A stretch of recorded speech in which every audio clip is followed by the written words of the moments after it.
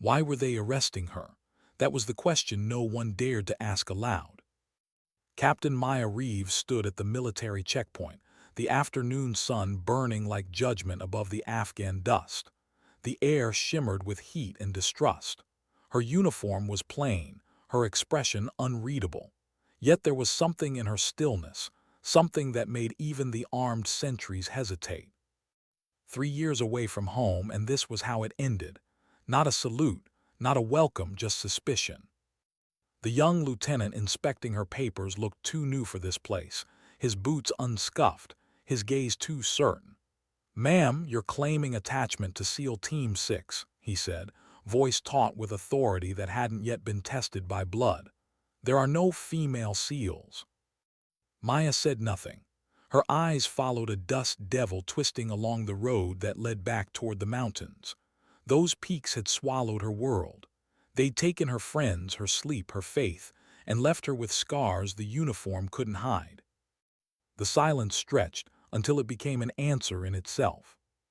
The lieutenant frowned. "Your documentation's vague," he said, flipping through the pages again. "Purpose of visit classified, chain of command unspecified. Who cleared this?" "She's not cleared," a sergeant interrupted, his tone uneasy. "Sir, her sidearm's standard issue, but that knife," he hesitated, pulling the blade from her thigh holster. "That's not regulation." He turned it over in gloved hands. The handle gleamed faintly despite the grime, a phoenix rising through etched flames, Damascus steel worn smooth by years of use. "Fairbairn Sykes variant," the sergeant said quietly. "Custom modifications, no serial number." The lieutenant's posture stiffened. "Where'd you get this, Captain?" Maya's voice came low, almost a whisper. "Issued." "By who?" She looked past him toward the horizon. "Someone who doesn't exist anymore." That was all she said, and that was enough. "Take her to detention," the lieutenant ordered, though the edge in his voice had dulled. "I'll call it up the chain." Handcuffs clinked against her wrists, cold metal that couldn't compare to the weight she'd already been carrying. As they escorted her across the compound, she studied everything the way she always did. Guard rotations, sight lines, camera sweeps, possible exits. It wasn't paranoia. It was muscle memory. 3 years in the field had trained her to see survival in patterns. The MPs thought they were walking a prisoner. In truth, they were walking a weapon back into its case. Inside the detention block, the air changed. Concrete walls, a single bulb, the smell of bleach and old fear. They sat her on a cot, locked the door, and left her to the hum of silence. Maya leaned back against the wall, exhaling slowly. No panic, no plea, just patience. She'd been trained for stillness, to conserve energy, to let time do the talking. Somewhere out there, her team was still waiting. Lieutenant Kira Ortiz, Sergeant Danny Wilson, names that echoed like heartbeat through her mind. They were supposed to be extracted weeks ago. The signal never came. Communications went dark. And now Maya was sitting in a holding cell while they were still buried in the mountains. She closed her eyes. Memory bled through the edges of her discipline. 3 years ago, the Athena program had been born from the silence between official lines. Conceived by Lieutenant General Arthur Hayes, a visionary who understood that not every battlefield could be fought with brute force. 12 women, all veterans of special operations, recruited under false names, trained alongside SEAL candidates, and then erased from existence. No records, no medals, no graves. They called themselves Ghosts of Athena. Their purpose was to move where men couldn't, to infiltrate, to blend, to gather, to act without being seen. They operated under rules that no manual acknowledged. And for 3 years, Maya had lived by those rules. Their mission was supposed to be simple: extract Dr. Farida Nazari, a physicist coerced into building a dirty bomb. Intelligence had placed her in a mountain village where any foreign male presence would trigger alarm. So Athena went in, cloaked as traders, aid workers, anything but what they truly were. But by the time they arrived, the target was gone. Dr. Nazari had been moved. What followed was 3 years of smoke and mirrors, shifting alliances and shadow wars fought without headlines. Maya traced the scar along her jaw, a reminder of the night they'd lost their first operator. She could still see the flare of the explosion, the shouts, the silence afterward. She carried those ghosts with her ever since. A metallic click echoed through the corridor. Footsteps followed, measured, heavy, sure. Whoever it was, they weren't military police. The door swung open. A man stepped in, gray hair cropped short, shoulders like carved stone beneath the uniform, a general. "Captain Reeves," he said, voice like gravel rolled through years of command. "You've caused quite a stir." Maya didn't stand. Rank was habit, instinct was survival. He studied her for a long moment. "That knife you're carrying," he said finally, "it has a very distinctive pommel design, phoenix rising from flames, hand-forged Damascus. Only 12 were ever made." Maya's gaze met his, calm and direct. "I should know," he continued quietly. "I presented them myself to the first Athena team." Silence filled the cell like a confession. He unlocked the door. The sound of the latch was almost merciful. "We thought you were dead, Captain, all of you." Her reply came like sandpaper scraping against stone. "My team's still out there, sir, and they're running out of time." The general's expression shifted, regret and disbelief in equal measure. "Come with me." They moved through narrow corridors until the walls opened into a briefing room buried deep beneath the base. The light was harsh, too clean, too sterile for someone who'd lived in the dirt and blood of the Hindu Kush. Maps covered one wall, lines and markings only someone like Maya could read. A handful of officers sat around the table, whispering until the general's presence silenced them. "Gentlemen," he said, his voice cutting through the hum, "this is Captain Maya Reeves, Athena program." The murmurs stopped. A new silence took its place, the kind that only comes when a myth walks into the room. Her name didn't appear in any file. Her record ended years ago, but the knife had spoken louder than any clearance badge. "Her intel takes priority," the general said. "Clear the room of all non-essential personnel." Once the door closed, Maya laid a worn notebook on the table. The pages were water-stained, edges frayed. Inside were coordinates, code phrases, sketches drawn by hand. "My team split after the ambush at Khyber Pass," she began. Her voice carried the steady rhythm of someone who'd told the story too many times in her head.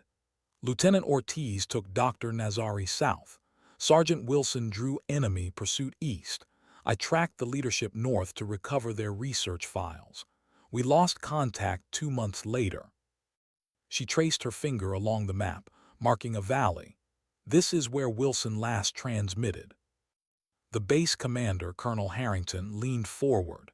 "Captain, with all due respect, we have no official confirmation the Athena program existed.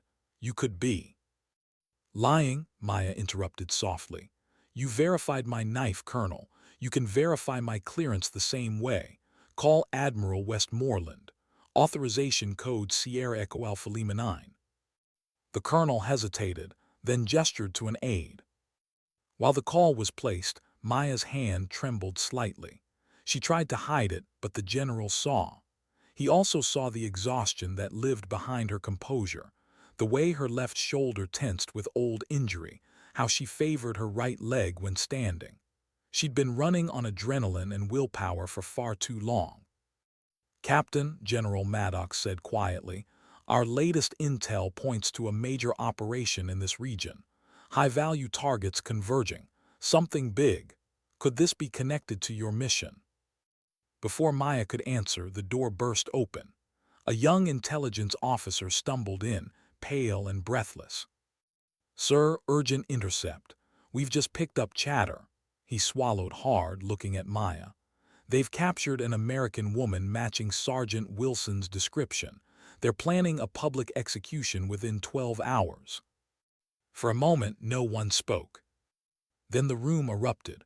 Orders shouted, maps spread, radios crackling to life. Maya remained still, her eyes unfocused, calculating. Distance, terrain, logistics. 12 hours wasn't enough, but she didn't need enough. She just needed possible. "They want us to come," she said finally. Harrington turned toward her. "How can you be sure?" "Because I know who's running this," Maya replied. Her hand moved to the inside pocket of her jacket.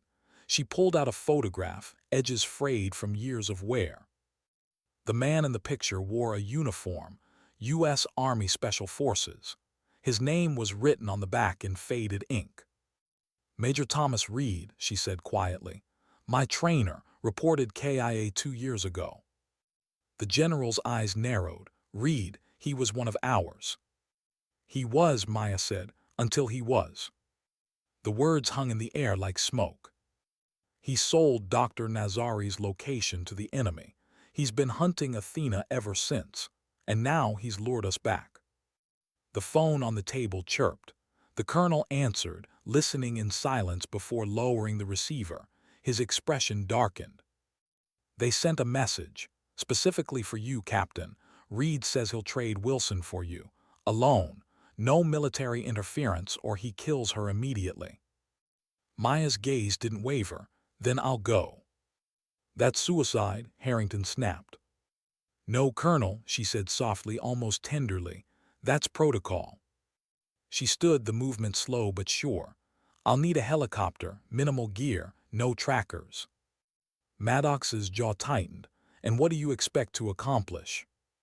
Her eyes hardened, steel beneath the calm. "Exactly what you trained us to do." She turned to leave, but paused at the door. "One more thing, General," she said without looking back.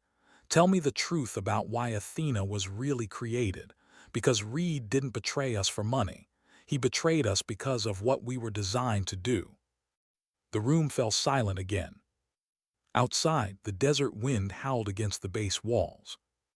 And somewhere in those mountains, between shadow and silence, a reckoning waited. How many times had she prepared for missions that felt like suicide, and survived anyway? The question echoed as Captain Maya Reeves stood in the dimly lit hangar, the smell of aviation fuel thick in the air. A cold draft slipped through the open bay, rippling the American flag that hung above the flight line. Her gear lay spread across a metal table: rifle, sidearm, blade, rations, med kit. Everything chosen with surgical precision. Nothing extra, nothing personal.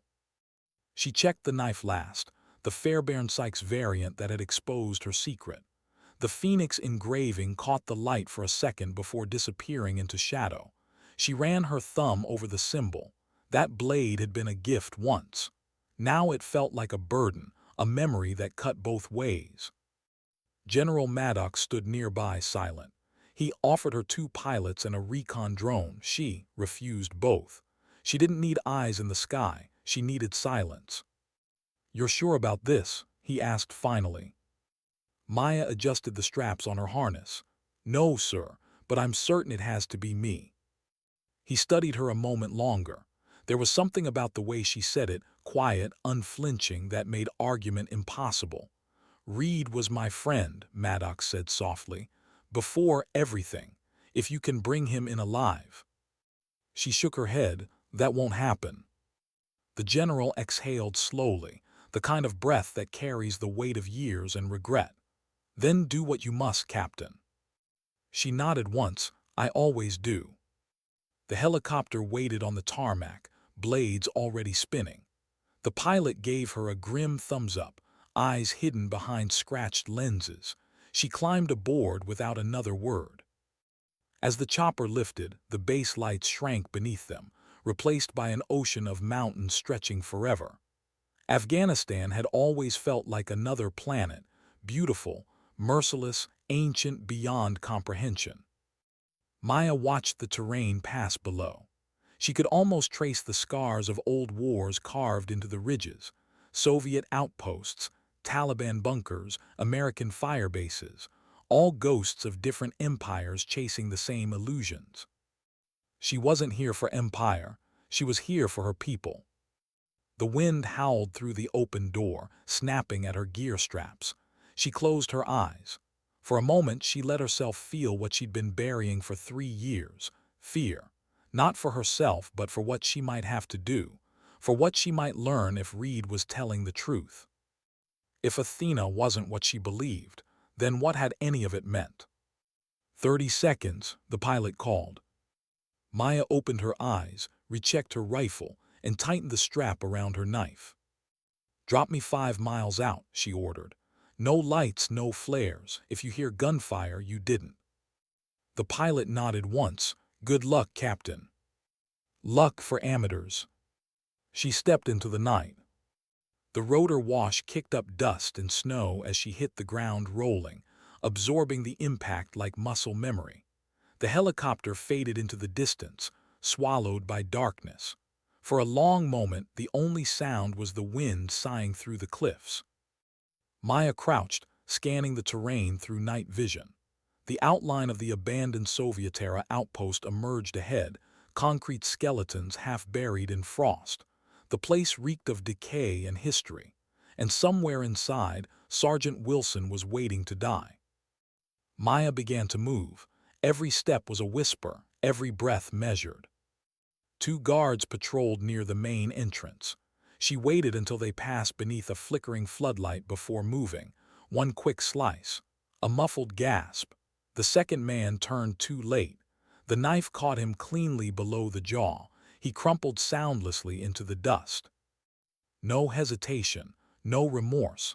There would be time for that later if she survived. She dragged both bodies into shadow, wiped the blade, and kept going. The compound was more fortified than she expected. Reed wasn't improvising, he was planning. That meant traps, cameras, contingencies. He'd been one of the best once. She found an access hatch half buried under debris and slipped inside. The air was colder there, metallic with the scent of oil and gunpowder. Somewhere in the distance, a generator hummed. Then voices, male, English but not military, mercenaries maybe. "She's tougher than she looks. Been fighting us all night," one said. Maya froze, pulse slowing. "Wilson." She followed the sound through narrow corridors, pausing at each turn. The faint metallic clink of chains reached her next. Then a voice, weak, defiant. "You think this will make him come? He's smarter than that." It was Wilson. Maya peered through a rusted grate. There she was, bloodied, bruised, chained to a pipe in the center of a basement room. 2 men stood guard, playing cards on an overturned crate. Maya counted heartbeats. 1, 2, 3. She moved. The first man never saw her. The second barely registered motion before her knife silenced him. Wilson flinched, then froze, recognition dawning even before Maya stepped fully into the light. "Jesus," Wilson whispered, "you actually came." Maya crouched beside her, working the lock with a piece of bent wire. "I don't leave people behind." "You should have this time," Wilson rasped. "He's expecting you." "I know." The lock clicked open. Maya helped her up. Wilson winced but managed to stand. "Command Center, 2nd floor," she said, breathless. "He said he'd be waiting there."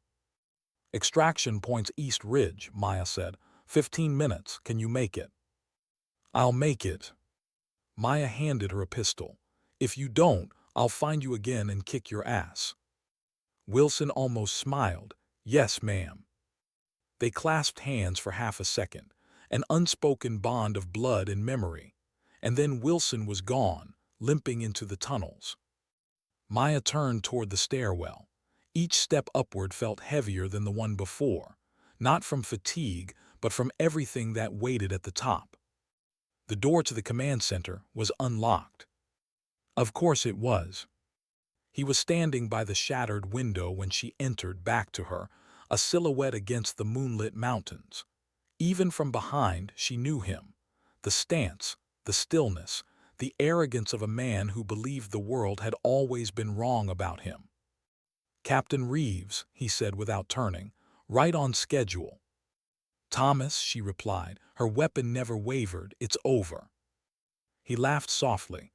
"Over? You still believe in endings, that's your problem." The Athena files are secured. Dr. Nazari's safe. Whatever this is, it ends tonight. Reed turned then, and for a moment she almost didn't recognize him. The face was older, harder, carved by guilt and obsession. A scar ran from temple to jaw, a ragged souvenir of whatever had twisted him into this. "Is that what they told you?" he asked quietly. "That I betrayed my country, that I sold out my team?" "You did worse than that." He smiled without warmth. "You still don't get it. The Athena program wasn't built to protect anyone. It was built to kill them." She frowned. "You're lying." "Am I?" He took a step closer. "Ask yourself why we operated off the books. Why there were no records, no oversight. We weren't rescuers, Maya. We were tools, disposable ones, targets disguised as heroes." She felt anger spark, but beneath it doubt. The same doubt that had haunted her since the day they lost Nazari the first time. "Dr. Nazari wasn't a rescue," Reed continued. "She was an elimination. Her research threatened the people funding Athena. You didn't save her, Maya. You stole her." The room seemed to tilt. "Then why sell her out?" Maya demanded. "To save her," he said simply. "To save you." The floor trembled. A distant explosion rippled through the structure. The quick reaction team too soon. Maya's attention flicked to the door. That half-second was enough. Reed lunged. The gun clattered away. They crashed against the table, fighting with the brutal precision of people who knew each other's every move. Every strike was personal. Every breath carried years of betrayal. Blood dripped from a cut above her eye. Reed's knee caught her side. She twisted, reversed the hold, and drove her knife toward his throat, stopping an inch short. "You still betrayed us," she hissed. "Wilson nearly died, Ortiz is missing, and you." "I did what I thought was right," Reed gasped, "just like you're doing now." Another explosion shook the floor. Dust rained from the ceiling. The building was starting to collapse. Maya hesitated, knife trembling. "Finish it," Reed said. "That's what they trained you for." But she didn't. Instead, she cut the cable binding his wrist. "East Ridge," she said. 20 minutes. After that, you're on your own." He stared up at her, disbelief flickering across his bloodied face. "Why?" "Because someone has to live long enough to tell the truth." She turned and ran. By the time she reached the ridge, the night was alive with rotor thunder. Wilson was there, waving frantically. Maya grabbed her hand, hauling her into the helicopter as gunfire cracked below. As the chopper lifted, Maya looked back. The compound burned, a single figure standing in the wreckage watching them vanish. She didn't know if Reed would survive. Part of her didn't want to know. For the first time in years, she allowed herself to breathe. Not relief, not victory, just breath. The wind roared through the open hatch, whipping her hair across her face. Below, the fire spread across the mountains like a confession written in flame. She closed her eyes. Somewhere behind her eyelids she could still see Reed's face, hear his words. "We weren't heroes. We were assassins." When the helicopter banked west toward the horizon, Maya whispered to herself, barely audible over the engines. "Then maybe it's time we stopped pretending to be ghosts." But there was something else she didn't say, something she could barely admit even to herself. If Reed had been telling the truth, then the real enemy wasn't out there. It was inside the same walls that had once called her captain. And she was going to find it. What did it mean to come home when home no longer knew your name? Captain Maya Reeves stared through the helicopter window as dawn crept across the mountains, washing the peaks in pale gold. The fire at the outpost had dwindled to a single thread of smoke, a dark scar against the horizon. It should have felt like victory. It didn't. Sergeant Wilson sat opposite her, pale and silent, an IV line taped to her wrist. The medic hovering nearby kept stealing glances at Maya's knife, the phoenix emblem glinting each time the light shifted. No one asked about the man they'd left behind. No one asked what had really happened inside those walls. Maya's mind replayed Reed's words over and over. We weren't heroes. We were assassins. The rotors thumped a slow heartbeat. She looked at Wilson. You believe any of what he said? Wilson opened one eye, voice a rasp. Doesn't matter what I believe, only matters what we can prove. Maya nodded, but inside she wasn't so sure. When they touched down at Forward Operating Base Condor, General Maddox was already waiting. His face was carved in stone. 2 MPs moved forward, but he raised a hand. No cuffs. Maya helped Wilson off the helicopter.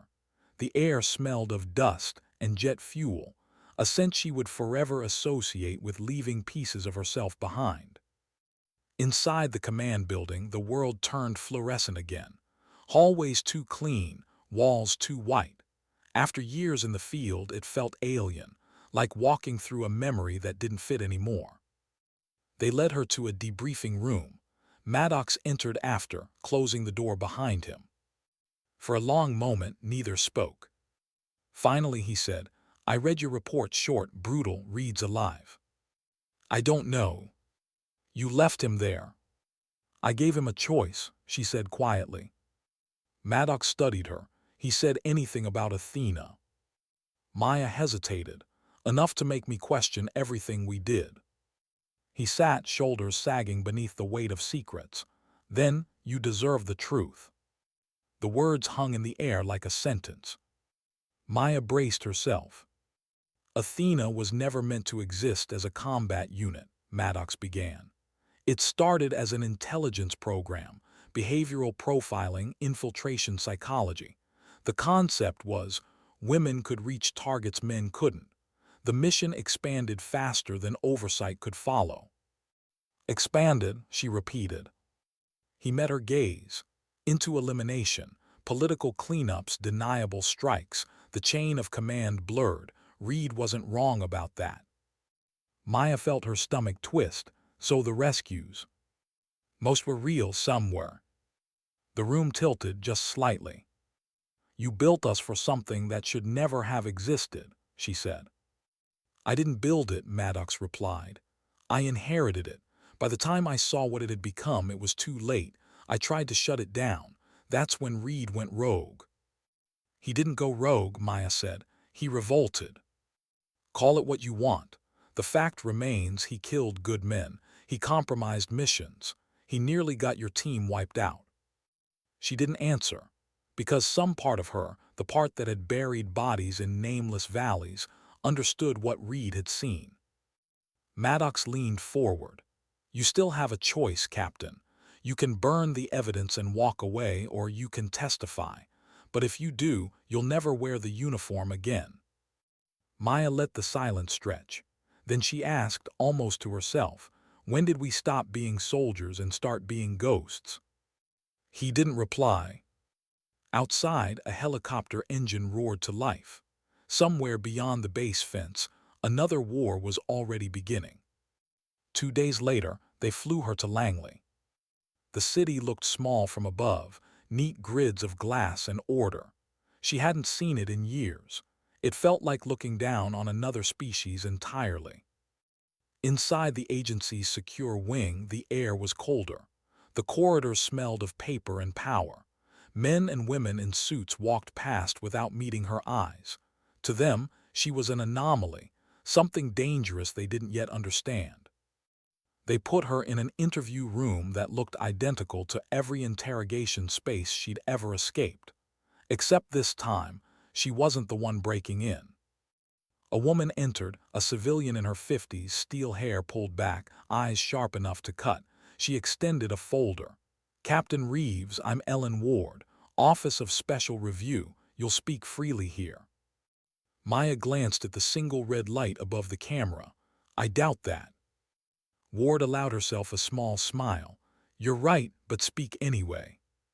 So Maya did. She told them about Khyber Pass, about Dr. Nazari's disappearance, about the ambush that scattered her team, the months of pursuit, the scars she could still trace by touch. She told them about Reed, his betrayal, his warning. When she finished, Ward closed the file. You understand the implications. I understand we were used. Used for what exactly? Maya leaned back, exhaustion in every movement. For whatever someone in a suit couldn't afford to sign their name to. Ward studied her for a long moment. We'll verify everything. You'll bury it, Maya said softly. Ward didn't deny it. You've done extraordinary things, Captain, but extraordinary things come with extraordinary consequences. I suggest you rest. They left her in a windowless room overnight. No clock, no sound, only her heartbeat keeping time. Somewhere in the quiet she thought of Lieutenant Ortiz. No one had spoken her name since that night in the mountains. No confirmation of death, no proof of life, just absence. Maybe ghosts weren't always dead. Maybe they were just forgotten. Morning brought orders. Not reassignment, not recognition, just instructions to remain available for further inquiry. She was free to go, so long as she stayed invisible. Wilson met her outside the compound gates, arm in a sling, exhaustion etched into every line of her face. They didn't speak for a while. Finally Wilson said, "They'll bury it, won't they?" Maya nodded. "They already have." "What now?" "Now," Maya looked up at the gray Virginia sky, "now we decide who we really are when no one's watching." Wilson smiled faintly. "That sounds like trouble." "It usually is." They started walking. That night sleep refused to come. Maya sat in the small motel room the agency had arranged. Neutral colors, neutral silence. The world outside moved on without her, unaware that something sacred had just rotted from within. She opened her field notebook. Between the torn pages were photographs, her team laughing beside a Humvee, Ortiz holding up a ration pack like it was a five-star meal, Wilson mid-salute with a grin that didn't reach her eyes. Maya traced their faces. "We did what we thought was right," she whispered, "even if they never will." Her phone buzzed once, an encrypted number, no name. She answered. "Maya," a voice said, female, familiar. Her heart froze. "Kira." "Alive," the voice confirmed, faint, distorted. "Can't talk long, they're watching." "Where are you?" "Can't say, but you were right about Reed, and about Athena." Static swallowed the next words. Then, "Find the file labeled Helios. That's where it starts." The line went dead. Maya sat motionless for several seconds. Then she began to move. She packed only what she needed, her sidearm, her knife, her notebook.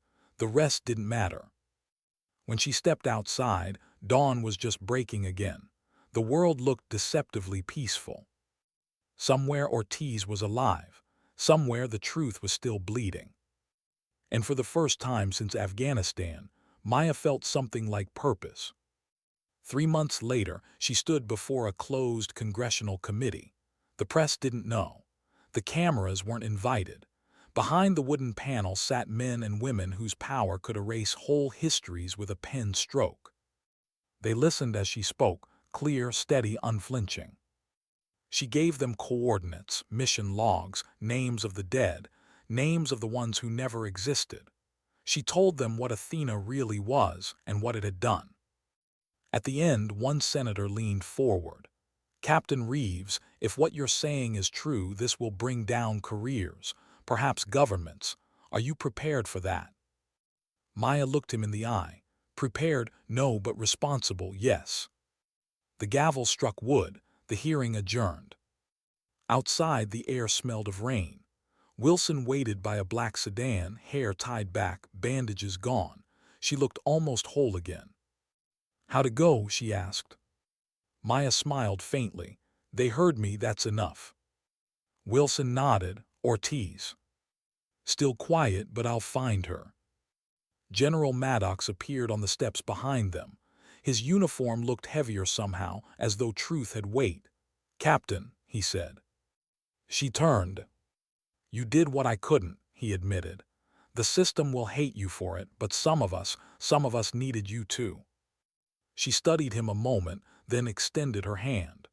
You once asked me what I'd do if I lost everything. And she smiled, small and real. Same thing I've always done. Adapt, overcome, continue the mission. He hesitated. What mission is that, Captain? Maya looked past him toward the horizon. The rain was starting to fall, soft, cleansing. The only one that ever mattered, she said. Protecting the innocent, no matter who gives the orders. She turned, walking toward the waiting car. Wilson opened the door. Together they disappeared into the gray morning, leaving behind the marble halls and all their polished lies. Somewhere deep inside the Capitol, a sealed folder changed hands. Its title stamped in red, Helios. And far away, in a nameless outpost reborn under new flags, a figure watched the transmission feed, a faint smile curving across a scarred face. Read. Alive. Sometimes victory isn't loud. Sometimes it's the quiet decision to stand, alone, when the truth costs everything. Sometimes dignity doesn't speak, it simply acts. What do you do when the truth you fought for becomes another kind of battlefield? 3 months had passed since Captain Maya Reeves testified behind closed doors, and the world outside those sealed chambers moved on, as it always did. The headlines spoke of peace talks, elections, budgets. None mentioned Athena. None mentioned her. She had learned long ago that silence was the system's favorite weapon. The agency had quietly revoked her clearances, dissolved her pension, and erased her file from public record. But she didn't care. What haunted her wasn't what she'd lost, it was what she'd uncovered. The words still echoed in her mind. Helios. The name Ortiz had whispered before the line went dead. Maya sat at a weathered table in a rundown apartment on the edge of D.C., the blinds half closed, rain streaking down the glass like veins. The room was sparse. A cot, a duffel bag, a laptop that wasn't connected to anything official. Her knife lay beside it, blade cleaned, phoenix glinting faintly in the low light. On the screen, Wilson's face flickered to life through an encrypted video call. "You look like hell," Wilson said, sipping from a chipped mug. "Better than I feel," Maya replied. "You sure about digging deeper? You already kicked the hornet's nest." Maya stared at the rain. "I can't stop halfway. You saw that file. Reed's still alive. Ortiz is out there. And whatever Helios is, it's what Athena was built to hide." Wilson sighed. "You realize you're probably on every watch list there is right now." "Wouldn't be the first time." The soldier in Wilson smiled briefly, the fatigue still in her eyes. "All right then. I'll track chatter through private networks. You just try not to get yourself killed, okay?" "Not planning to." "Yeah," Wilson muttered. "You never do." The call ended. Maya leaned back in her chair, listening to the steady rhythm of rain.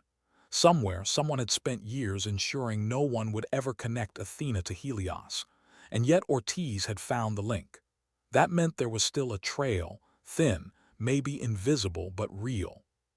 She reached into her duffel and pulled out a faded photograph. The Athena team in training, 12 women standing shoulder to shoulder. Ortiz was laughing in the front row, goggles pushed up, mud streaking her face. Reed stood behind them then, smiling, proud, unbroken. Maya stared at the photo for a long time. Then she whispered, "If you're still out there, Kira, hold on, I'm coming." 2 nights later, Maya was in Virginia Beach. The storm had cleared, leaving the sky stretched wide and silent. Neon lights from the boardwalk flickered on puddles that mirrored her reflection, hood up, eyes scanning every shadow. She slipped through an alley into a storage facility that had seen better days. Unit 47, that's where Wilson's lead pointed. Inside, the air smelled of dust and salt. She unlocked the latch, stepped in, and froze. On the far wall was a crate stamped with an insignia she hadn't seen in years, a rising sun encased in a triangle, the Helios emblem. Maya's pulse quickened. She pried the crate open carefully. Inside were files, hard drives, photographs sealed in plastic. She reached for one and stopped cold. A photo of Reed, but not as she remembered him. This one was recent, dated just a month ago, coordinates scrawled on the back, northern Pakistan. He was alive, and he wanted her to find him. The lights in the unit flickered, then went out. Maya spun, pistol raised. The door creaked open behind her. A figure stepped into the faint glow from outside, tall, lean, wearing a weather-beaten coat.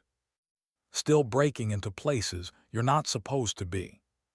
Her breath caught. Kira. Ortiz smiled, tired but real.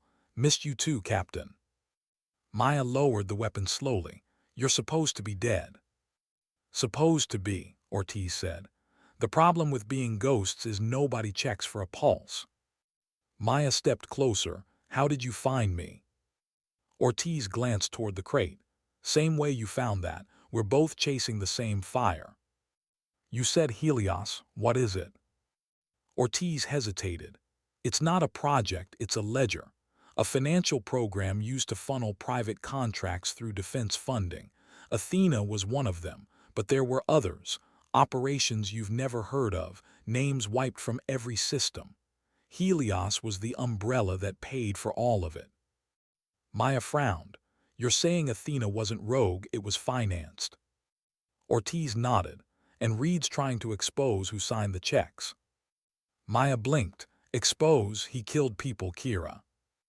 I know, but he's not the same man anymore. Ortiz's expression softened. He saved me, Maya, pulled me out after Khyber, said if anyone could clean the blood off the books, it was you. Maya didn't answer right away. The wind outside howled, rattling the thin walls. He said that. Ortiz nodded, and he left something for you. She handed Maya a small drive.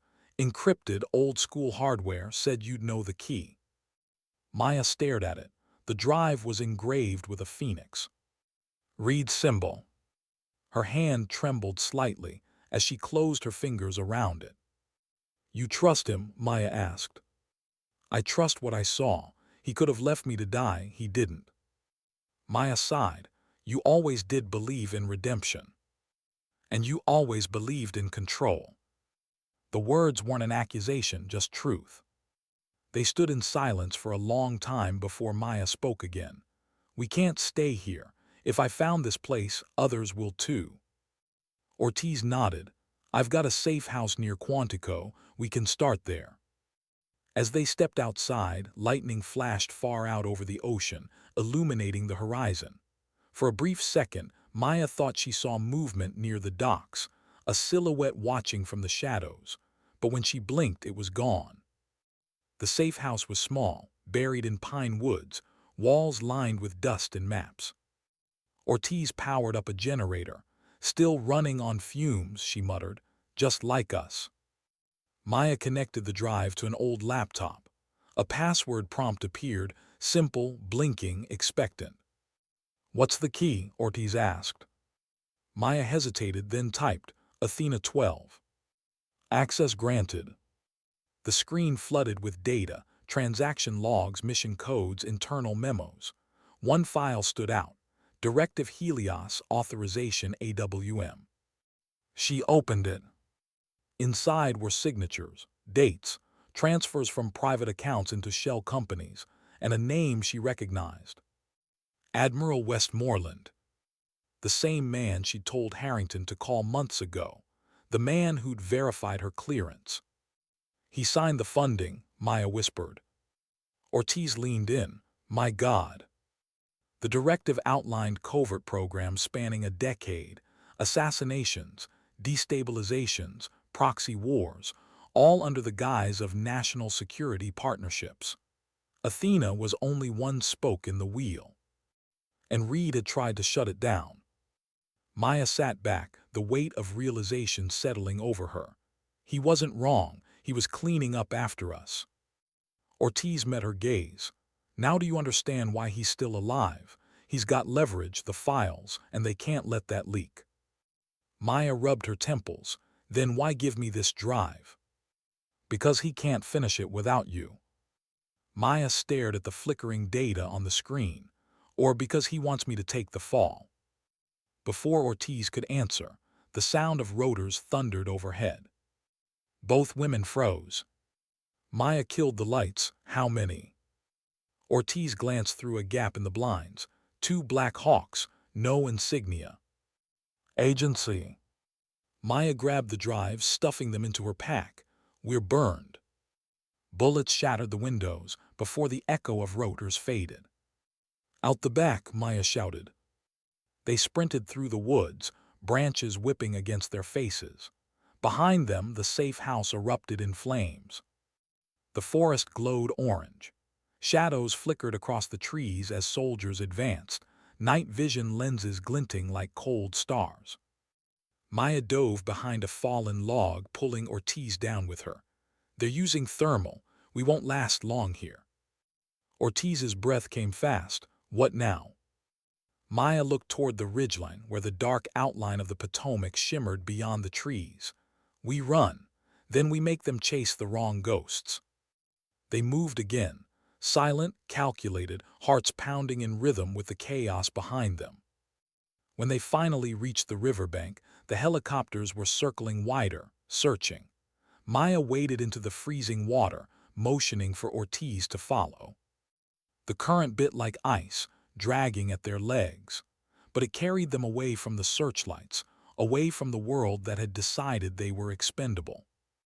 Minutes later, drenched and breathless, they pulled themselves onto the opposite shore. The forest there was darker, older, quieter. Ortiz collapsed beside a fallen tree, coughing. You think they'll stop? They won't, Maya said. Not until we expose Helios. She reached into her pocket and pulled out the drive again. The phoenix glowed faintly in the moonlight, as if mocking her. Reed started this, she said quietly, but we're the ones who will end it. Ortiz met her gaze. You sure this won't end with medals? I'm done with medals, Maya said. I want meaning. They sat there for a long time, rain dripping through the trees, firelight reflecting on the water from the burning wreck behind them. The past had burned, the future was uncharted. But for the first time, Maya felt clarity, not peace but direction. The kind of direction that doesn't come from orders, but from conviction. Somewhere out there, Reed was waiting, the man who had once betrayed her, the man who might have saved her life without her knowing it. She didn't know whether she would kill him or thank him. Only that she would find him. Because ghosts don't rest, they rise. When did survival stop feeling like victory? The question lingered as Maya Reeves and Lieutenant Kira Ortiz moved through the ruins of another nameless border town, dawn breaking cold and pale over the mountains of northern Pakistan. Dusk clung to everything, her boots, her breath, her thoughts. The air smelled of smoke and diesel, of something long abandoned but never forgotten. They'd been running for 6 days. Every night new shadows followed, unmarked drones, tracer rounds in the distance. The agency wasn't trying to capture them anymore. It was trying to erase them. Maya adjusted the strap of her pack. Inside were 3 drives, the only remaining pieces of Helios. Every bite a buried crime, every secret worth killing for. Ortiz limped slightly, her shoulder still healing from shrapnel during the escape at Quantico. You think he's really here? Maya didn't answer right away. Ahead the mountains rose like sleeping giants, their peaks veiled in mist. Somewhere beyond them, Reed was waiting. He left coordinates, Maya said finally. He knew we'd come. Ortiz gave a dry laugh. You mean he knew you'd come? Maya didn't deny it. He's counting on it. They reached a checkpoint at the edge of the valley, a rusted gate, a half-collapsed guard post, vultures perched on broken rebar. No soldiers, no flags, just the silence of a place history had already forgotten. Maya scanned the horizon through her binoculars. That ridge, she said, pointing. Old Soviet bunker, that's where he'll be. Ortiz crouched beside her. And what's your plan when we find him? I don't have one. Yeah, I figured, Ortiz said quietly. You've been chasing ghosts so long, I'm not sure you remember what living feels like." Maya didn't respond. The truth stung because it was true. She'd spent years surviving for the mission. When the mission ended, she realized survival was all she knew how to do. They approached the bunker at dusk. The wind cut sharp through the valley, carrying whispers that felt almost human. The structure itself was half buried in the mountainside. Concrete cracked, metal doors rusted shut. Maya signaled Ortiz to cover her flank. She approached slowly, knife drawn, muscles tight with memory. The door wasn't locked. Inside, the air was stale, heavy with the scent of oil and decay. A single light glowed deeper within the tunnel, a generator's faint hum echoing off the stone. They followed it down until the passage opened into a cavernous chamber. Old maps and computer screens lined the walls. And there, seated at a table beneath a hanging bulb, was Thomas Reed. He looked older now. The scar across his face had deepened, his beard streaked gray. But his eyes, those sharp, calm eyes, were the same. "Maya," he said softly, "you found me." She kept her pistol steady. "You made it easy." Ortiz stepped out of the shadows, weapon raised. "You've got about 10 seconds to tell us why we shouldn't finish what Afghanistan started." Reed's gaze flicked between them. "Because if you kill me, the truth dies with me." He gestured toward a stack of files beside him. Paper, not digital, old school, untraceable. "Helios," he said, "the real one." Maya's grip tightened. "We already have the files." "Not these," he said. "Those were fragments, enough to bait them into revealing themselves. The complete data set is here. Names, accounts, kill orders. Every Operation Athena was ever used for." Ortiz frowned. "Why give it to us now?" "Because they're coming," Reed said simply. "And this time they won't stop." As if on cue, a low rumble echoed through the valley. Helicopters, multiple. Maya's pulse quickened. "How many?" Reed stood, loading a magazine into his rifle with the smooth efficiency of a man who'd been expecting this. "3 birds. Agency Task Force. They tracked you here. I intercepted their comms an hour ago." Ortiz swore under her breath. "You knew and didn't warn us." "I needed to make sure you'd come," Reed said. Maya glared at him. So this was another setup. He met her eyes calmly. "No, it's a reckoning." The ground shook as the first missile hit outside. Dust cascaded from the ceiling. The generator sputtered. "Move," Maya shouted. They dashed for the lower tunnels as the world above erupted in fire. Concrete split, debris crashing around them. "Back exit," Reed yelled, guiding them through a narrow passage. "Leads to the ravine." Ortiz coughed through the smoke. "You sure about this?" "Not even a little," Reed said. They burst out onto a steep slope overlooking the valley. The night sky was burning, 3 helicopters circling like vultures, spotlights cutting through the smoke. Maya dropped to her stomach, scanning through her scope. "They're sweeping the east ridge. We've got maybe 60 seconds. Reed crouched beside her, rifle steady. "You still shoot left-handed?" She didn't answer, just aimed.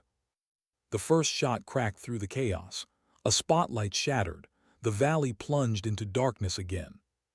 Reed smiled faintly. "Still perfect." Ortiz was already moving, covering their flank. "We can't stay here." "Ravine," Maya said. "We use the riverbed." They scrambled down the slope, sliding through loose rock. Gunfire erupted above them, bullets hissing through the night. One struck the dirt near Maya's hand, spraying grit into her eyes. She kept moving, always moving. By the time they reached the bottom, the roar of the river drowned everything else. The current was faster here, swollen from mountain runoff. Reed handed her a waterproof bag. "The files are inside, if one of us doesn't make it." "You'll make it," she said. "Maya." "Save it," she snapped. "We finish this together." For a moment he almost smiled. "You never did know how to walk away." "Neither did you." They plunged into the river just as the helicopters opened fire again. The world became chaos, water, light, noise. The current tore at her body, dragging her downstream, spinning her through rapids and rocks. She surfaced gasping, her hands still clutching the bag. Ortiz was ahead, clinging to a branch jutting from the bank. Reed surfaced moments later, coughing, bleeding from a gash on his temple. They crawled onto the muddy shore, soaked and shaking. For a long moment, none of them spoke. Then Maya turned to him. "Why now, Thomas? Why bring me back into this?" Reed sat against a rock, breathing hard. "Because you're the only one they can't erase. You testified, you're visible, that's your shield." "My shield," she said bitterly. "You think that means anything? They control everything." "Not everything," he said quietly. "Not the truth." Ortiz looked between them. "So what's the plan? Run forever?" Reed shook his head. "No, broadcast it. Every file, every name. There's an old satellite relay at Tirich Base 30 miles east, still operational. We upload their global feed. Once it's out, they can't bury it." Maya hesitated. "And what if we don't make it?" Reed looked at her, eyes steady despite the exhaustion. "Then at least someone will know we tried."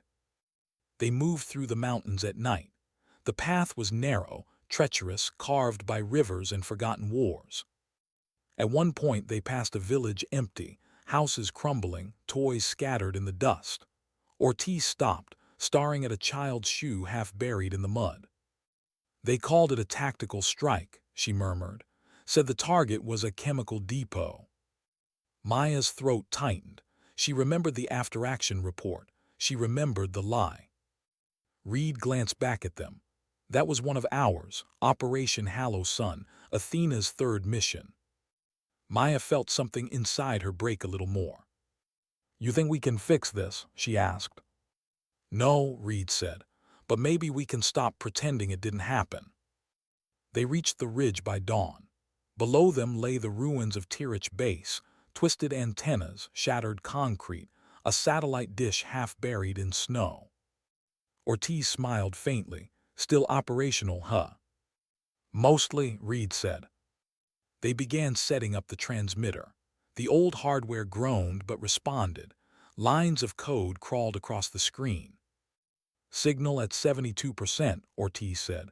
"We're live in 5. Maya watched the sky, scanning for movement. The silence felt wrong, too still, too empty. Then she heard it, the faint whine of rotors. "They found us," she said. Reed didn't stop typing. "Then we finish before they arrive." Ortiz cursed, checking her rifle. 3 incoming from the west.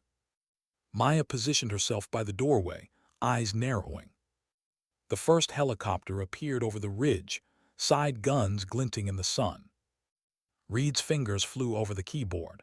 "Signal lock in 3-2. Gunfire shredded the snow. "Now Maya," he shouted. She slammed the enter key, sending the last command. The upload bar froze, then turned green. Transmission complete. For a moment, everything went quiet. Then the bunker exploded. The blast threw Maya backward, heat and sound consuming the world. She hit the ground hard, ears ringing. When she opened her eyes, everything was smoke. Ortiz was on the ground, motionless. Reed was nowhere to be seen. Maya crawled to Ortiz's side, shaking her. "Kira, come on, stay with me." Ortiz's eyes fluttered open. "Did we do it?" Maya looked at the shattered console. The light on the transmitter still blinked, steady, alive. "Yeah," she whispered, "we did it." Ortiz smiled faintly. "Then it was worth it." Her hand slipped from Maya's grasp. Maya sat there for a long time, the wind howling through the ruins, ash falling like snow. The truth was out, but at what cost? She looked at the horizon, the world beyond the fire, beyond the silence, and whispered to herself, "For once, they'll see what ghosts can do." In a newsroom thousands of miles away, a monitor flickered to life. Dozens of encrypted files began flooding public servers worldwide. Headlines updated. Feeds lit up. Leaked documents reveal secret U.S. assassination program. Athena Project, the women who weren't supposed to exist. Helios network tied to defense corruption.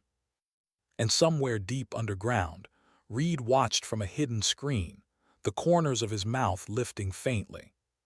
"She did it," he whispered. Then he turned off the monitor. The sound of approaching boots echoed in the corridor. He stood unarmed and waited. Because some truths, once spoken, don't need survivors, only witnesses. What happens when you win the war, but lose the reason you fought it? Captain Maya Reeves didn't know anymore. It had been 6 days since the Helios files went public. 6 days since every network on Earth began speaking her name without knowing what it truly meant. 6 days since Kira Ortiz bled out in her arms at Tirich Base, whispering that it was worth it. 6 days since Maya stopped sleeping. Now she sat alone in a safe house outside Tbilisi, Georgia, high in the Caucasus Mountains, watching the world unravel on a cracked television. The flickering screen showed everything she'd unleashed: headlines, hearings, protests, names of dead operatives, secret funding trails, faces of generals who had once smiled for the cameras, now pale and sweating under oath. Athena program exposed. Congress demands accountability. Admiral Westmoreland under investigation. The anchors said it with careful outrage, their voices caught between disbelief and practiced calm, but none of them really understood. They spoke of systems. Maya had seen the faces. She muted the sound, the silence filling the room like smoke. The only light came from the fire burning in the small iron stove. Her hands trembled slightly as she unfolded a letter, one of many. Handwritten, couriered through back channels marked with false names, each one from someone who'd once been a part of the shadows. Some thanked her, some cursed her. All of them confirmed what she already knew. Athena was only the beginning. The system that birthed it had roots so deep, no single exposure could kill it. The truth didn't destroy monsters, it only made them hide better. That evening, Wilson arrived. She hadn't seen her since the night of the escape, the night they lost everything. The door creaked open and there she was, in a worn coat and wool cap, the fatigue etched deeper than ever. "You look worse than I imagined," Wilson said softly. Maya smirked faintly. "And you look alive, that's something." Wilson stepped inside, glancing at the map spread across the table. "So this is where you ran." "I didn't run," Maya said. "I retreated." "Same thing." They stared at each other for a long moment. Two soldiers who had outlived their mission and didn't know what to do with the quiet that followed. Finally, Wilson spoke. "It's chaos out there, you've seen the news." Maya nodded. "Admiral Moreland's in custody," Wilson continued. "A dozen others are resigning before the hearings even start. The president called the leak a breach of national trust." Maya looked up. "National trust?" Wilson's voice softened. "They're calling you a traitor, Maya." "I figured." "And a hero," Wilson added, "depending on which channel you watch." Maya gave a dry laugh. "They love building saints from sinners. Makes the guilt easier to digest." Wilson sat opposite her. "You did the right thing." "Did I?" Maya's gaze drifted to the window where snow was falling softly against the glass. "Ortiz is dead. Reed's probably in a cell or worse. And me? I'm just another ghost haunting the headlines." Wilson leaned forward. "The truth's out, Maya. People finally see what we went through." Maya shook her head. "People don't want truth. They want stories that end clean, heroes who smile, villains who confess. The real thing," she gestured to the map, "it's never that simple."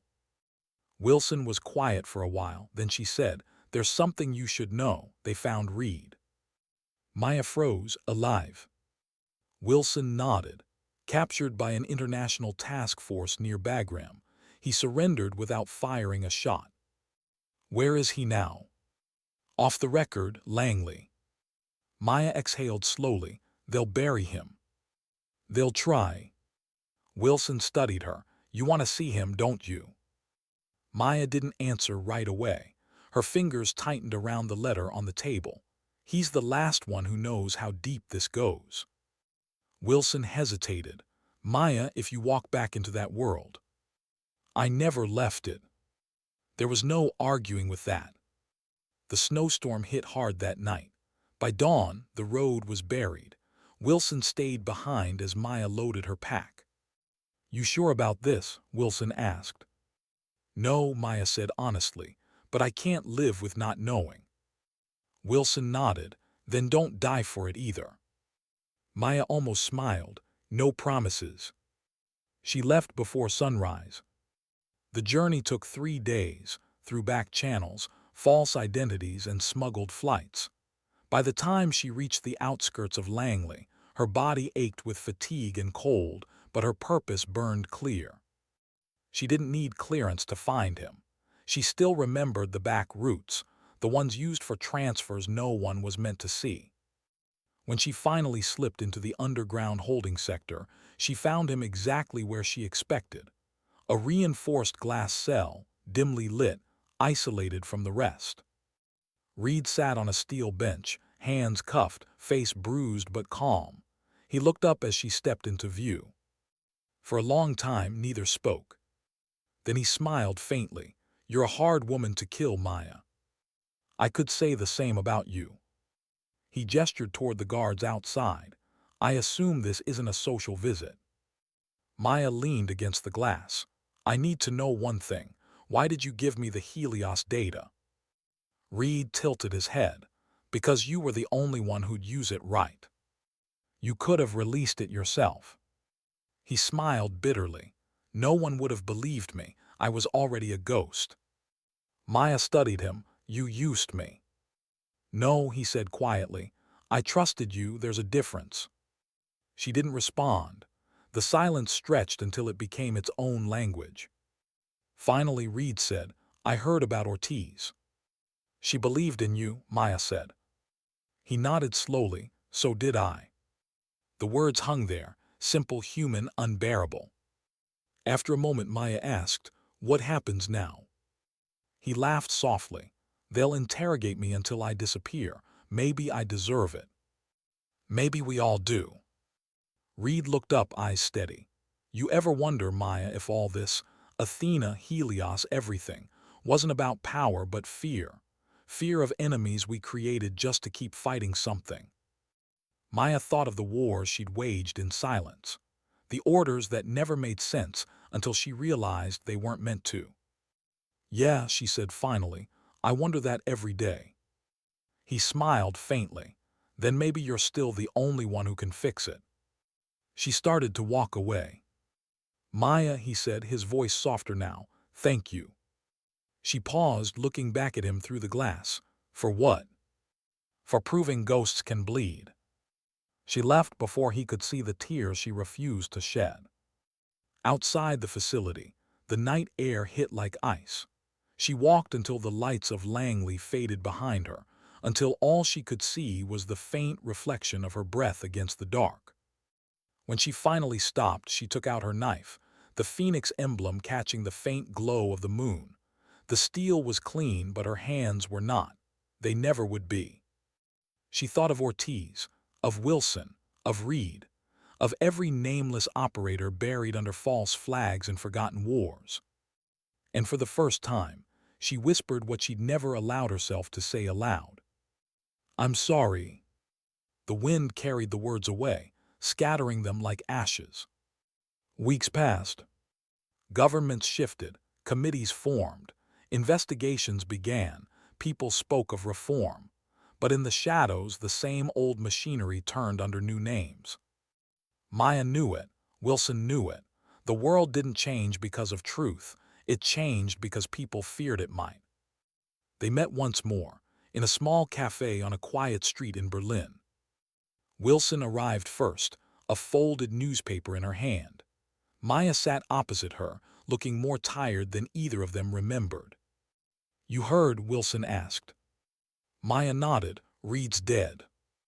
Officially, heart failure during transfer. Unofficially. Wilson shrugged. Convenient silence. Maya stared at the table. He expected it. Wilson unfolded the paper. And you? What about me? You could come back, teach, consult. The Pentagon's pretending they never called you a traitor. They'll take you if you want. Maya smiled faintly. And do what?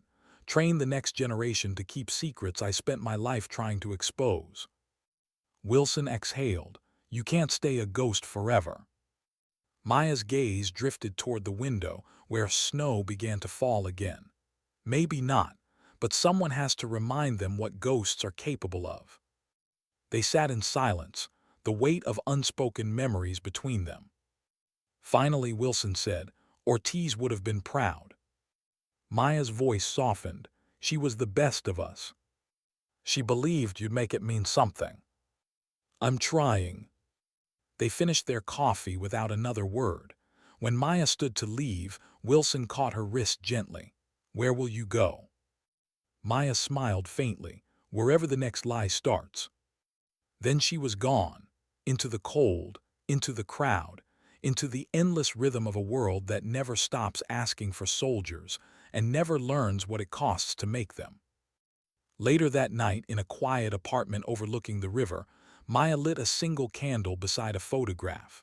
3 women in uniform, Ortiz, Wilson, and herself. She ran her thumb over their faces, then over the phoenix emblem etched into her blade. Protecting the innocent, she whispered, no matter who gives the orders. Outside, the wind rose, carrying the sound of church bells through the streets. The candle flickered but didn't go out. And in that fragile light, for the first time in years, Maya Reeves closed her eyes not to forget but to rest. Sometimes the truth doesn't free you, it just stops the bleeding. Sometimes justice isn't about winning, it's about refusing to stay silent. And sometimes, the only redemption left is to live long enough to remember what you've done. How long can a secret stay buried before it starts to dig its way back out? 6 months had passed since the Athena and Helios revelations detonated across the world. Governments fell. Others doubled down. Names disappeared. Some truths sparked outrage. Others were quietly rewritten until they no longer hurt anyone important. The headlines had faded now, replaced by new crises, new villains, new distractions. But for Captain Maya Reeves, the silence that followed was worse than any war. She lived alone in a quiet coastal town in Portugal under a different name, Marina Ellis, a simple woman who ran a fishing charter for tourists who never asked questions. Her hair was longer now, streaked with gray at the edges. She rarely smiled, and when she did, it looked like something she'd borrowed from someone else. The locals liked her enough. They thought she'd lost someone to the wars and come here to heal. In a way, they weren't wrong. She had lost someone to the kind of war that never made it into news cycles. Every morning she walked the shoreline with her coffee and her thoughts, watching the sun crawl over the water. And every morning, for just a few seconds, she believed she might finally be free. Until the mail came. The envelope arrived without a return address, sealed with wax stamped into the shape of a phoenix. Her fingers froze the moment she saw it. No one alive should have known that symbol. Inside was a single sentence, handwritten in careful script. They never stopped the program. No name, no date, no explanation. But it was enough to make her heartbeat turn to static. She stared out at the ocean, the horizon calm and endless. Then she burned the note, watching the flame devour the past once more. Only this time, the past refused to stay ash. By nightfall, she was already packing. The old instincts never left. She moved through her small home like a soldier, efficient and silent. The Fairbairn Sykes knife went into its sheath. The pistol slid into her pack. A folded photo of Ortiz and Wilson, creased from years of carrying, went into her breast pocket. Her cover life dissolved as easily as smoke. Within an hour, Marina Ellis no longer existed. She boarded a freight flight bound for Warsaw under a forged ID. The cold air of the cargo bay bit at her skin, but she didn't care. As the engines roared, she thought of Reed's last words, "You're the only one they can't erase." Maybe he'd been right. Maybe that was the problem. Warsaw was gray, rain-slicked, and impatient. The safe house she once used was still there, hidden behind a bookstore that hadn't changed since the Cold War. Inside waited a single figure, Wilson. Older, sharper, alive. "Maya." "Wilson." The greeting carried years of unspoken things. Wilson gestured to the desk, where an open laptop displayed a string of encrypted files. "You got the letter, too?" Maya nodded, same handwriting. "Yeah, I traced the ink to an agency supply requisition. Restricted issue." So someone on the inside. Someone still running operations under the Athena charter. Maya exhaled slowly. "I thought they shut it all down." Wilson snorted. "They shut down the name, not the machine. You know how it works. New title, new budget line, same ghosts." Maya studied the map on the wall, pins connecting Beirut, Lagos, and Bogota. Each mark labeled incident unconfirmed. "Targeted removals," Wilson said. "Politicians, scientists, journalists. Pattern looks familiar, doesn't it?" Maya's chest tightened. "Athena's pattern." Wilson nodded. "We found traces of a new command designation, Project Helios II. Different name, same blood." The silence stretched. Finally Maya said, "Who's running it?" Wilson hesitated. "That's the thing. Every document points back to one authorization signature." She slid a photo across the table. Maya's stomach turned cold. General Arthur Maddox. The man who had saved her, trusted her, and testified on her behalf. The man who had once promised that Athena would never rise again. Maya leaned against the wall, eyes closed. "He used us to clean house, then used the chaos to start over." Wilson folded her arms. "You know what that means." "Yeah," Maya whispered, "we finish it." 2 nights later, they were in Berlin. The city was buzzing with winter lights and indifference. They moved through it like shadows, invisible among millions. Their target was a secure villa on the outskirts of Charlottenburg, Maddox's temporary residence under diplomatic protection. No guards in uniform, only private security wearing civilian suits and earpieces. As they approached, Wilson checked her watch. "No turning back once we breach." Maya nodded. "There never was." They moved in silence, scaling the outer fence with practiced ease. The night was still, every sound amplified. Inside the villa, lights glowed faintly through drawn curtains. They reached the second-floor balcony. Maya crouched by the window, listening. Voices murmured beyond the glass, 2 men.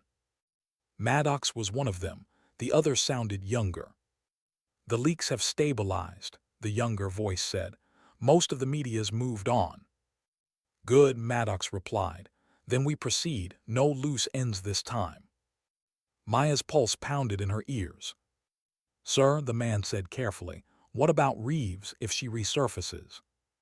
"She won't," Maddox said flatly. "And if she does, she'll be taken care of." Wilson looked at Maya, eyes narrowing. "We do this now." Maya shook her head. "Not yet." She wanted to see his face when he realized. When he knew what ghosts looked like up close. They waited until the younger man left. Then Maya slipped through the window soundlessly, landing on the carpet like a shadow taking form. Maddox sat at his desk, back turned, writing something by hand. She spoke softly. "I thought you'd retired, General." He froze, then turned slowly. Maya, his expression barely changed, but his eyes gave him away, shock, then resignation. "I wondered when you'd come." "You lied," she said. He nodded once. "Yes." "Why restart it?" "Because the world didn't stop needing it." She stared at him, disbelief cutting deeper than anger. Athena was supposed to protect the innocent. "And it did," Maddox said calmly.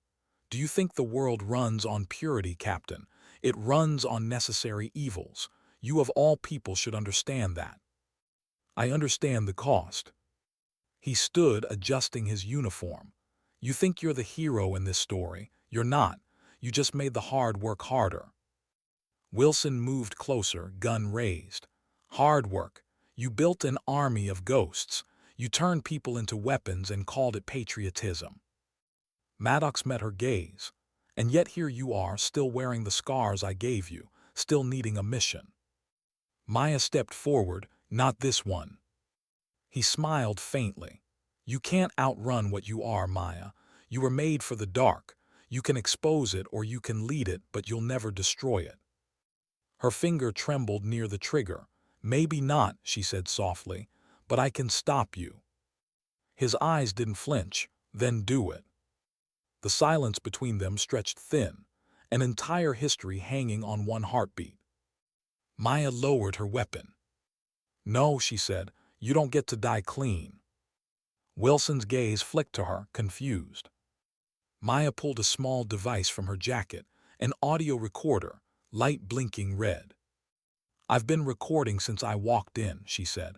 Your words, your voice, your face. This time there won't be hearings, there won't be seals, there'll just be the truth. Maddox's composure cracked for the first time. You won't make it out alive.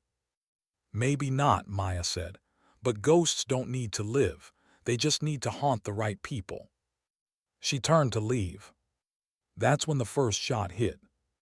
Wilson's scream tore through the room. Maya spun. Maddox had drawn a hidden pistol from his desk. The second shot ripped through her shoulder. The pain came like a thunderclap, blinding. Wilson fired back twice. Maddox fell against the desk, breath rasping, eyes wide. Maya stumbled, clutching her arm. You could have stopped. His lips curved into a faint, blood-stained smile. Neither of us ever stops, Maya. He slumped motionless. The room filled with the smell of cordite and smoke. Wilson rushed to Maya's side. You're hit. Maya grimaced. Just a scratch. You're bleeding out. Get the recorder. Wilson grabbed it, tucking it into her vest. Sirens wailed in the distance. The city had woken up.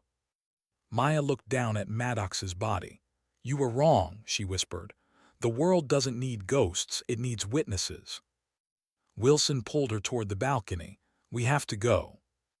Maya hesitated one last second, staring at the man who had built her, broken her, and forced her to become something he never intended, a truth that could not be controlled.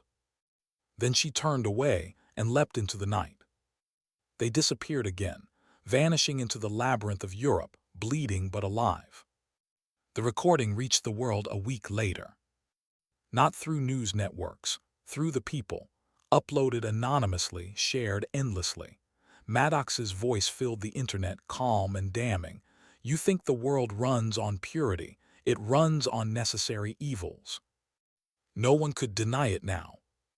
And for a brief, trembling moment, the world looked at itself and didn't like what it saw. Maya healed slowly. The bullet had torn muscle but missed bone. Wilson kept watch as they moved from safe house to safe house. One evening in a quiet cabin near Lake Geneva, Maya sat by the window, arm in a sling, watching the moon ripple on the water. Wilson approached quietly. You did it again. Maya smiled faintly. No, this time we did it right. You think it'll change anything? Maya's eyes followed the reflection of the moonlight on the lake. Change isn't the point, proof is. Wilson nodded slowly. So what now? Maya looked at her knife, the phoenix catching the firelight. Now, she said, we make sure it never rises again. Wilson smiled softly. That sounds like a mission. Maya's gaze drifted toward the horizon, her silhouette framed against the glow of the moon. It always was. Sometimes the only way to protect the innocent is to drag the guilty into the light. Sometimes the price of truth isn't death, it's having to live with it. And sometimes survival isn't escape, it's endurance. What happens to a soldier when the mission finally ends? For Captain Maya Reeves, the answer wasn't peace. It was silence, vast, heavy, and alive with the ghosts of everything she'd done to earn it. 2 years had passed since the fall of General Maddox, since the last of his words burned through the world like a confession no one could ignore. Governments had shifted, programs had folded, necessary evils had found new names, new faces, new countries willing to believe in them. But some things stayed the same. The hungry never stopped feeding, the powerful never stopped hiding, and the ghosts like her never stopped watching. She lived now in the hills above Lake Lucerne, Switzerland, under a name that didn't belong to her. To the locals, she was a quiet widow who painted landscapes and kept mostly to herself. They didn't know that every brushstroke was therapy, every mountain she painted a memory she was still trying to climb. At night she dreamed of the desert, of Khyber, of Ortiz's laughter and Reed's voice and Wilson's warning gunfire. She always woke before the end. The nightmares were patient. They always let her go, just long enough to believe she was free. One morning, the news reached her through whispers on a radio station from Geneva. A reporter speaking carefully, as though afraid of what the words might mean.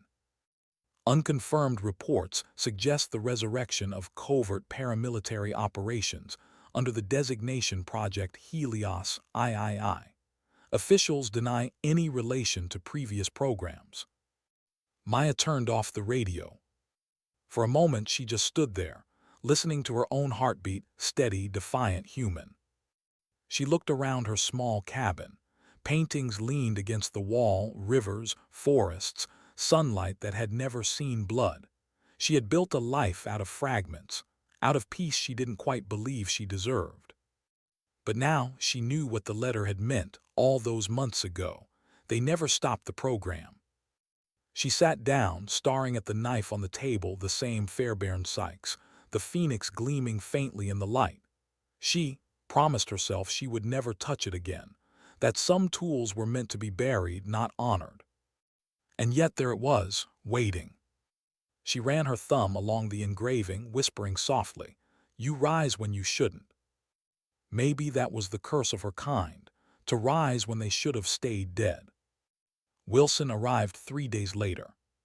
She hadn't changed much, just older eyes, slower movements.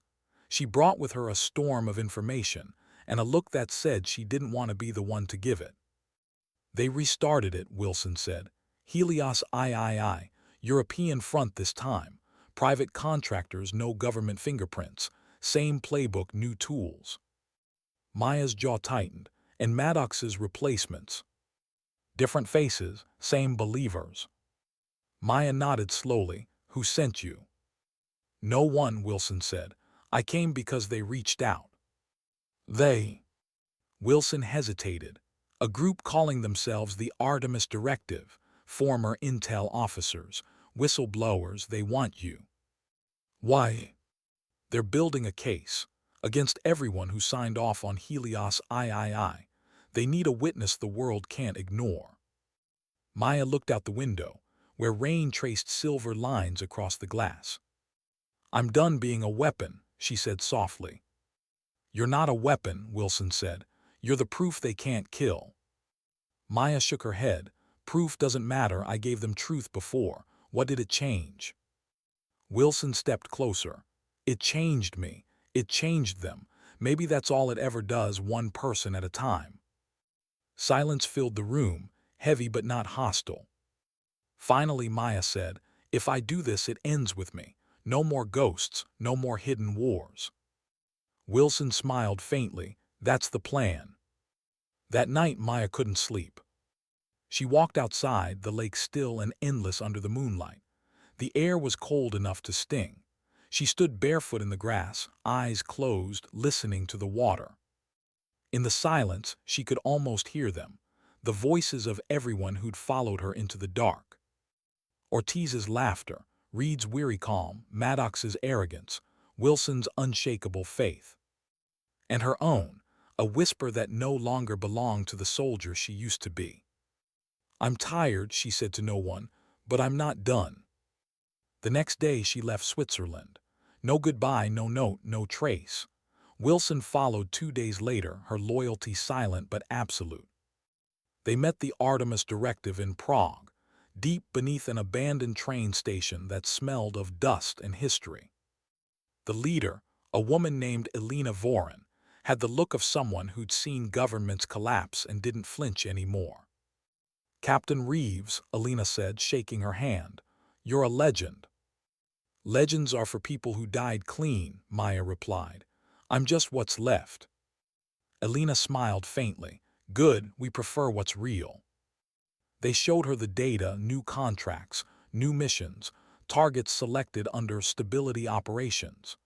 It was Athena's handwriting in a different font. Maya studied the names, her voice calm. "Who funds it?" Elena hesitated. "That's why we need you. We can't trace it alone. You still have what's left of the Athena network keys. Without those, we can't access the main servers." Maya frowned. "You're asking me to break into the same system I spent years tearing down." "Yes," Elena said simply, "because if you don't, someone else will build something worse." Maya stared at the screen. The ghosts in the data stared back. Ortiz's face flashed in her mind. Reed's voice echoed in memory. "You were made for the dark." Maybe she was, but not for this kind of dark, not anymore. She nodded once. "I'll help, but after this we burn it all, everything." Elena's expression softened. "Understood." They began the infiltration that night. The servers were buried deep beneath a multinational defense contractor's headquarters in Brussels. Digital walls within physical ones, layers built by people who believed they were untouchable. But Maya had built them once. She knew how to break them. Wilson handled external security, timing patrols and overwatch. Elena guided from a distance, voice steady over the comms. Inside, Maya moved like she used to, slow, precise, silent. Her body remembered what her conscience had tried to forget. Every corridor she passed through felt like a test. Every reflection reminded her of who she'd been and who she was trying to become. When she reached the central hub, the hum of servers filled the room, mechanical heartbeats pulsing in perfect rhythm. She connected the drive. The code she'd once memorized came back like a language she thought she'd forgotten. Accessing Athena protocol, Elena's voice whispered through the comms. "You're in." Lines of data began flooding the screen. Contracts, names, signatures. And one stood out. Authorization, Thomas Reed. Maya froze. "Elena, this can't be right. Reed's dead." Elena's silence lasted too long. "He is." The words landed like a punch. "What do you mean?" "We picked up activity from one of his old secure channels 6 months ago. He's alive and leading Helios III's field operations." Maya's breath left her. "No, I watched him die." "Apparently not." The realization hit harder than the bullet Maddox had fired. Reed, her mentor, her ghost, her almost redemption, had become the very thing he'd sworn to destroy. "Maya," Elena's voice was careful now, "what do you want to do?" Maya stared at the flickering data. Her reflection ghosted on the screen. "Finish it," she said, "for good." The mission took them deep into the Pyrenees, to a fortress built from the bones of an old NATO facility. Reed was there. Maya found him alone in a concrete chamber lined with monitors, his beard longer, his eyes colder. He turned as she entered. "I wondered how long it would take you." She said nothing. He gestured to the screens. "Look around, Maya. They didn't stop. You and I both know the world needs shadows. I'm just making sure they answer to someone who believes in control." "You think you're saving it," she said quietly. "I know I am." "No," she said. "You're trying to fix a wound by carving it deeper." He smiled sadly. "And you're trying to heal it with hope. That's not how it works." "Maybe not," she said, stepping closer, "but I have to try." He sighed. "You always were the better soldier." "I stopped being a soldier the day I started thinking." He nodded. "Then do what you came here to do." She hesitated only a second before pulling the trigger. One shot clean, final. He collapsed without a sound. The monitors flickered, systems crashing, alarms echoing through the halls. She planted the final charge, watching the data she'd once built dissolve into light and smoke. When she stepped outside, dawn was breaking. Wilson was waiting by the ridge, eyes wide. "You okay?"